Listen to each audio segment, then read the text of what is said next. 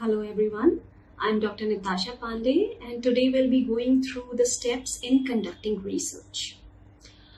So what will you do if you have a question that you don't know an answer to, or if the answer is confusing or doubtful? What will you do? You will basically look for the answer to that question, right? And when you make a systematic and objective attempt to provide answer to that given question, then that is known as research. So as we know that it's a systematic attempt, so there are certain steps that we need to follow when we are doing a research. And every research starts with a problem. So the problem is the first step. Stating the problem is the first step. Problem is nothing but an interrogative statement which expresses the relationship between two or more than two variables. Now these variables are the factors or elements which are into play in a given situation. So what we do here in this step is we state the problem in a clear manner in the form of a question.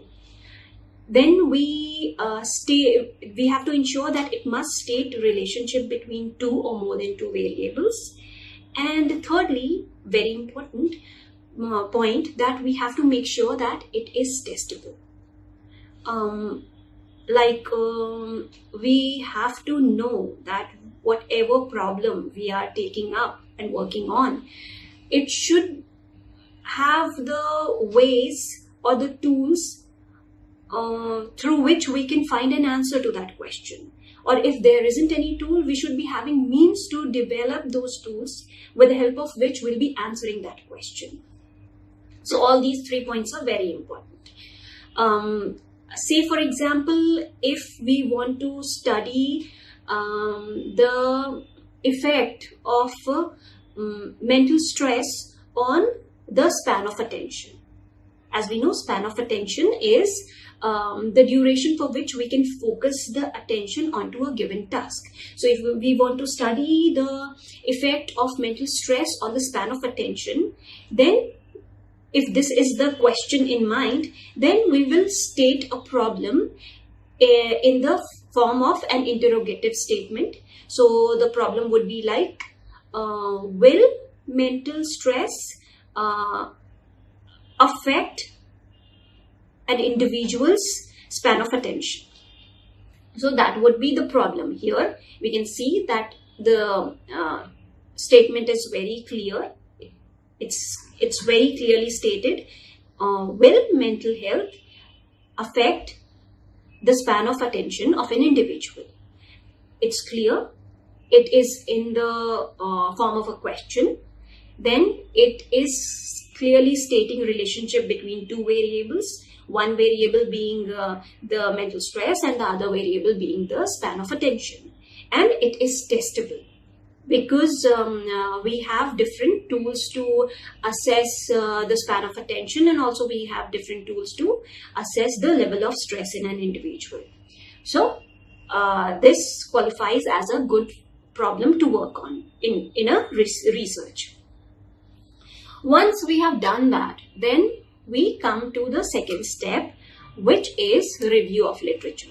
This again is a very important step. Here what we do is we try and gather all the information which is there in the area of our interest. Like here, if we take the same example, then we will be looking for all the information which is there related to mental stress, and all the information which is there related to span of attention, and also if there is any study connecting the two or seeing the effect of these two variables on each other, then we have to look for those studies as well. So we have to extensively look for all the information that we can get on this subject, and it's important because it serves three purposes.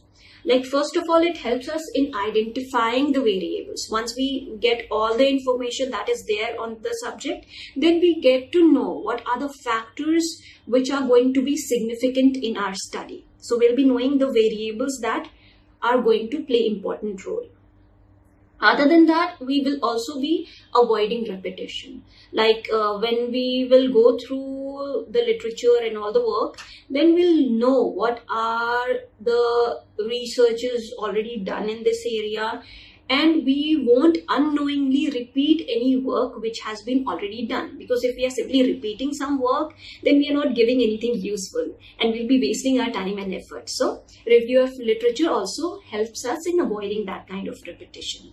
And thirdly, it also helps us in synthesis of the prior work. So we get the gist of all the prior work, and that lays the foundation for us to start a good research on. And we can do the review of literature through different sources. Like we can go through the books for information, or we can go through the journals, abstracts and indexes. And at the same time, we can also go through some thesis or dissertation which has been there in the given area. Once we gather all this information, then we come to the third step, which is stating the hypothesis. Now, this hypothesis is a tentative solution in the form of a testable proposition. It's a tentative solution to the question that we are asking. Whatever question is there in the problem, we are providing a solution to it, which is tentative, because throughout the research we would be basically testing whether this hypothesis is true or no. By the end of the research, we might get to know that the hypothesis is true, but there is also a possibility that the hypothesis may turn out to be false, and we might get to know something entirely new after the research. But right now, that would be the tentative solution. And that will basically give us the direction to move forward. If we take the same example of us studying the effect of mental stress on the span of attention. So the problem was, will mental stress affect the span of attention of an individual? That was a question. Now we are giving a tentative solution in the form of a statement that mental stress will decrease the span of attention in an individual. So this is a clear statement that we are going to test during the research. While forming the hypothesis, we have to keep a few things in mind. Like, we have to make sure that whatever hypothesis we are forming, that is consistent with the facts and theories that we have come across. During the review of literature, we are anyways getting to know everything that has been done in the area, and we have to make sure that our hypothesis is consistent. Like in this example, this hypothesis that mental stress will lead to decrease in the span of attention, this hypothesis is keeping with the prior information that we have. It's consistent with the theories that has been given before. So it's a good hypothesis on which we can work. Other than that, again, we have to make sure that it's testable. We have tools and means to test the hypothesis. After stating the hypothesis, we come to the fourth step, which is making the research design. This is a very important step. Every step is important, as we know.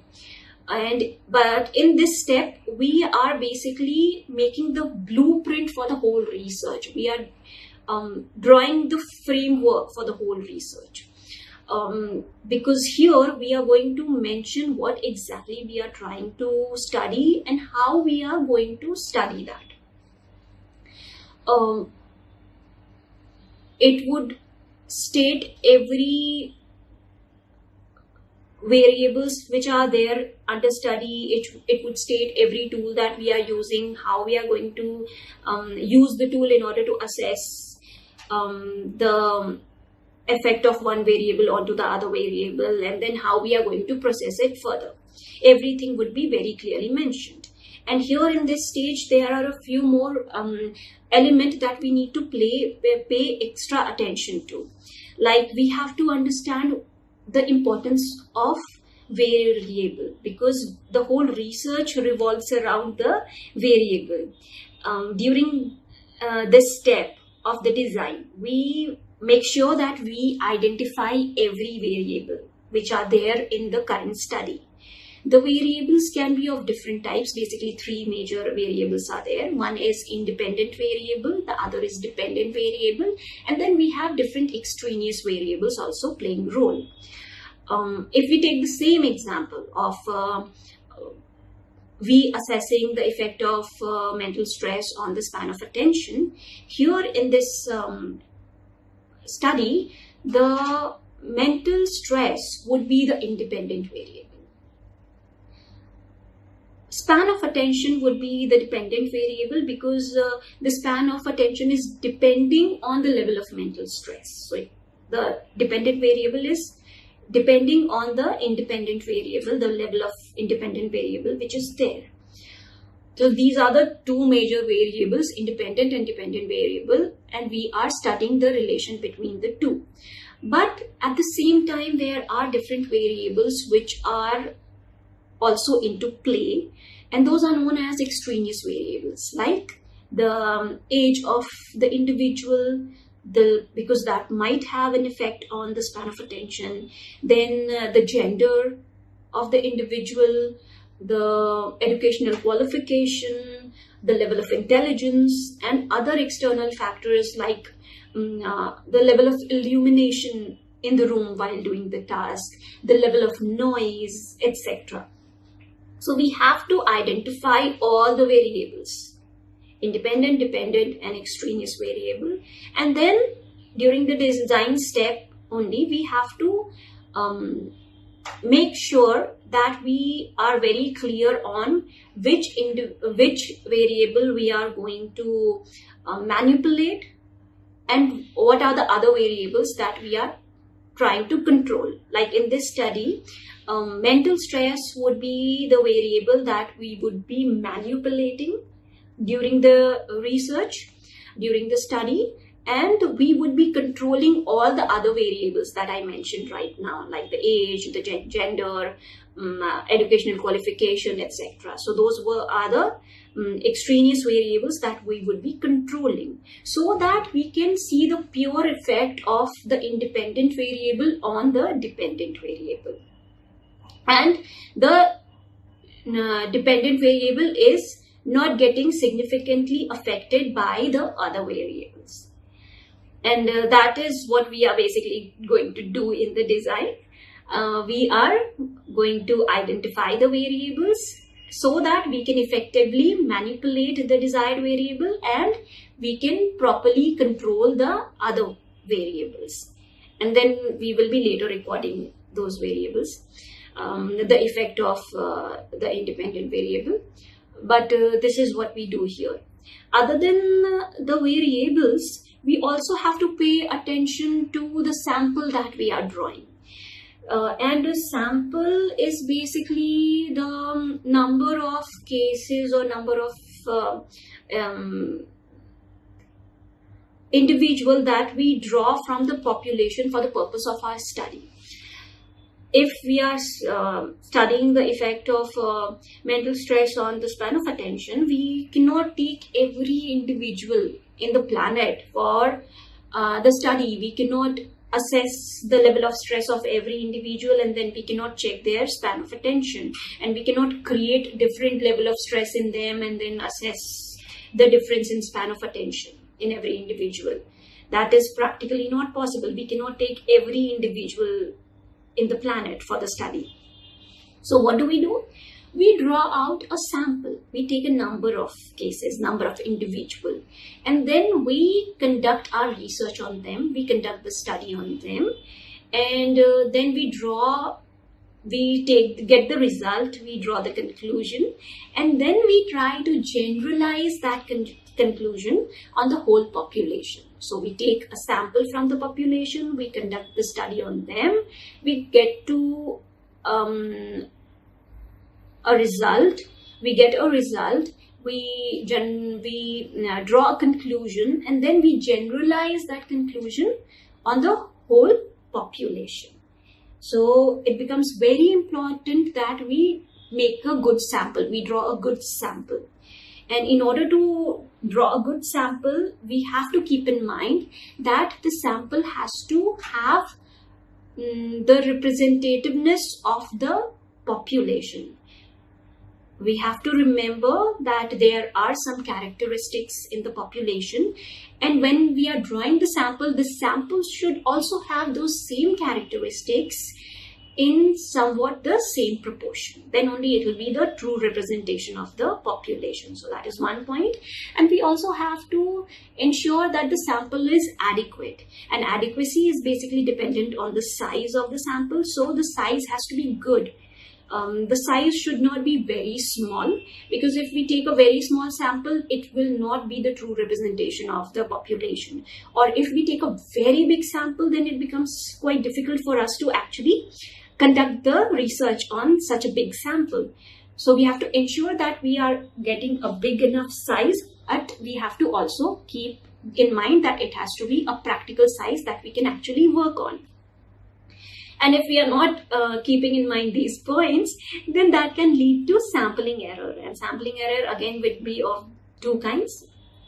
It might not be the true representation of the population, or the size may not be adequate. So we have to ensure that we are making a good sample that we are conducting the study on, so that once we are drawing a conclusion based on the study on this sample, we can safely generalize that finding onto the whole population. So that's the reason why the design becomes very important. We have to make sure that we keep in mind all the aspects, and we know what we are trying to study, we know how we are going to do that, we are keeping in mind all the variables, we know how to manipulate them, we know how to control them, and we are doing that on a nicely drawn sample. After making the design, after making the blueprint, we come to the fifth step, which is actually of the data collection. So here what we are going to do, at this stage, we are actually going to manipulate the independent variables so that we can assess the effect of that variable on the dependent variable, and at the same time we are controlling all the extraneous variables. And then once we are doing that, then we have to observe and we have to measure. We have to observe and measure the effect of that manipulation that we are doing. And once we are able to observe and measure, then we have to do a proper recording of it. And that is basically what we do in this step of data collection. After this, we come to the sixth step, which is of data analysis. Once we have received all the data, we tend to organize the data. We make master chart, we make Excel sheets, we make tables, etc. in order to organize all the data that we have got in the form of numbers. Once we have that, then we have to basically analyze it. And we can analyze it by the use of statistics. Here we can use either parametric statistics or non-parametric statistics. Parametric statistics would be the preferred one, but it has to be used only when we are able to fulfill all the given criteria. Like if we have drawn the sample from a non-mini distributed population, or if the variables that we have are in the continuous form, or if the variables are in the form of interval and ratio scale, and at the same time if inclusion of one case in the study is not at all dependent on inclusion of any other case. So every case is independent from each other. If these criteria are being met, then we can safely use the parametric statistics. If not, then we have the option of using non-parametric statistics. And these statistical analysis would help us in drawing out more meaning out from the data that we have got in our research. Once we have done that, then we come to the seventh step, which is interpretation and conclusion. Here we draw conclusion, we make generalization, and we also make predictions. Once we have got the data, once we have done the statistical analysis, once we get to know the result, then we basically interpret that result, and then we draw the conclusion. And we draw the conclusion with the purpose of generalizing that conclusion on the whole population. And at the same time, we would want to make some prediction based on that. If we again say, take the same example, let's just assume that we have conducted the study on the effect of mental stress on the span of attention. And our final result is that mental stress has a negative impact on the span of attention, which means that mental stress is going to decrease the span of attention in an individual. That is the result that we have obtained. So in this case, the hypothesis has been confirmed. And now if we have done the research keeping in mind all the points, then we can generalize this finding. We have done this research on a given sample. And now what we are going to do is we are going to generalize this finding onto the whole population. That it is for everyone that whenever they are having too much of mental stress, then their span of attention is going to be shorter. Now this we can generalize, and we can also make prediction that if we want the individual to have a good span of attention, that we have to avoid any kind of mental stress, or these are the things that we can do to decrease mental stress so that the individual can have a longer span of attention. So this is what we basically do at this step, which is of interpretation and conclusion. After this, we come to the last step, which is of reporting. Reporting is nothing but basically, jotting down whatever we have done throughout.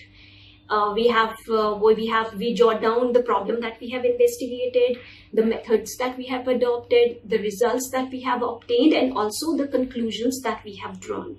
We very clearly write down everything that has been done during this research for us to be capable of sharing it with others, and for others also to get information about our research that we have done. But we have to remember that even when we are following all these steps, even when we have followed all these 8 steps, at times some biases can creep into the research, and those biases are the systematic errors that happen which hampers our finding. So these biases can happen at any stage, like it can happen in the design stage, or it can happen while conducting the research, or it can also happen while analyzing the result or analyzing the data. So it can happen at any stage. But whenever there is some bias in the research, obviously it will decrease the credibility of it. So we have to make sure that we try our level best to avoid any kind of bias. And we can do that by reviewing the guidelines for conducting research. We can, from the beginning, review and remember the guidelines and follow it as strictly as possible. We can draft the study early in the process. Once we start drafting, we get more clarity about what we are planning to do, what we were planning to do, and what we are actually doing. So if there is any bias, we are able to tap it and we are able to take care of it. Then we have to keep a detailed record of whatever we are doing. And we also have to incorporate all the data in the report. Not many times we come across some data, but we don't keep a record of it because we feel that it's not significant. But in order to avoid any bias, we have to make sure that we are keeping a record of every data that we are getting. And then we have to also acknowledge the limitations. At times we know that there has been some limitation. And when that happens, it's important that we acknowledge it. when we are reporting our research, we acknowledge that these are the limitation in the research, so that we tell others where we stand, and others also know what is the limitation that they need to work around. And that makes our research a good one if we are able to follow all these things. And it becomes also very important for us to follow the ethics, very important in order to do a good research. So we have to make sure that we are taking informed consent from the subject. Whenever we are conducting a study and we are taking subjects for it, they should know what we are trying to study and how we are going to study that. They should know the details of it, and after getting all the information, they should be giving us proper consent. That is an ethical issue that we have to take care of. Other than that, we have to make sure from our end that we are minimizing the risk or harm to the subject. If there is any, we have to minimize it. Then we have to protect the anonymity and the confidentiality of the subject. No information should be revealed which is not supposed to be revealed. That kind of confidentiality we have to maintain. Then we also have to avoid using any deceptive practices. There has to be complete transparency when we are doing research. And finally, the subject should have the right to withdraw from research at any point of time. Whether it's a beginning or in the middle or even during the last phase, if the subject is not comfortable or because of any reason wants to withdraw, the subject should have the right to withdraw from the research. And if we keep in mind all these steps, and if we make sure that we are avoiding all the biases, and if we pay attention to all the ethical issues, then we can come up with a good research that actually adds value to the body of information that we have in our area of study. And that will be all in today's discussion regarding the steps of conducting research.